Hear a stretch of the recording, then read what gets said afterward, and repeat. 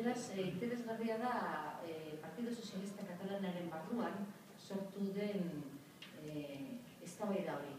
Eta alde horretatik guk ere hemen dauden sozialistei animatu nahi genituzke, sozialistak animatu nahi genituzke debate horretan sakontzeko. Eta beraiek ere bat egin dezaten parlamentu honetan bertan dagoen gehiengo horrekin. Honezkero ja apostu garbia egiten duen gehiengoarekin erabakitze eskubidearen alde. Uste dugu mundu osoan badagoela honelako joera, hau da, aplikatzea zentzu demokratikoak eta galdeketa plazaratzea.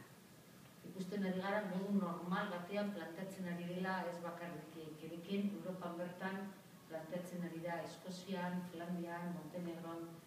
Eta orduan Euskal Herriak, Kataluniak eta estatuaren barruan dauden nazio hauek ere asmo eta helburu bera dute. Planteatzea, galdeketa planteatzea, erabakitze eskubide hori gauzagarria izan behar dela.